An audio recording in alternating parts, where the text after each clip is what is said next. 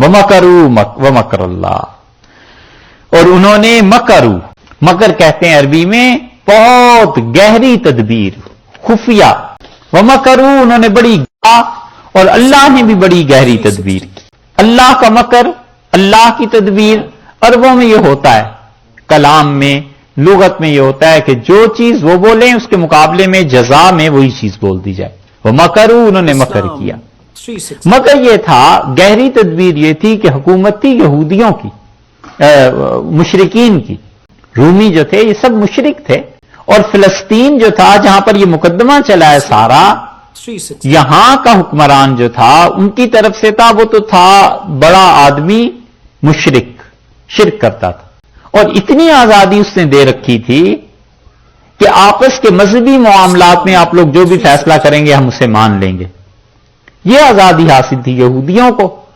यहूदियों ने उसने मसीह अलैहिस्सलाम पर इल्जाम लगाया कि यह बगावत की तैयारी कर रहा है। जब मुकदमा चला तो उन्होंने बता दिया कोई बगावत नहीं। उन्होंने कहा यह अंबिया अलैहिस्सलाम की तौहीन करता है। हज़रत ईसा अलैहिस्सलाम ने साफ जवाब दिया कोई तौहीन नहीं।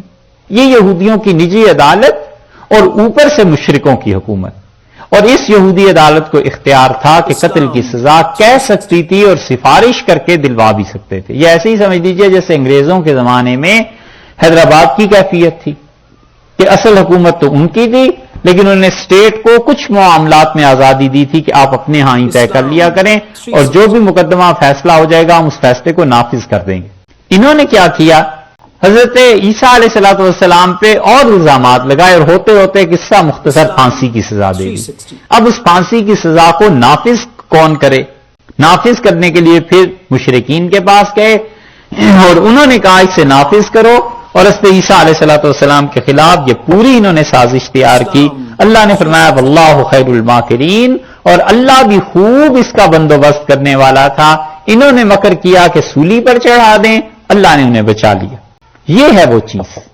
इसलिए अब सूली की बहस ये यहां से शुरू कर रहे हैं कि अल्लाह ताला ने जब ईसा अलैहिस्सलाम पे गोया कि आखिरी वही की कि हम अब आपके साथ ये करने वाले हैं, यहां पर फरमाया कि यहूदियों ने यह हरकत की थी, तो जो गोया ईसाइयों को भी बताना चाहते हैं कि जो अपनी जान को खुद नहीं बचा सके और जिन पे मुकदमे चलते रहे और जो खाने पीने भी मोहताज थे और जिनकी वालिदा को भी हम रिस्क दिया करते थे, ये आले इमरान है ना, सारी इमरान की औलाद है ना, तुमने इन्हें अपना खुदा बना दिया।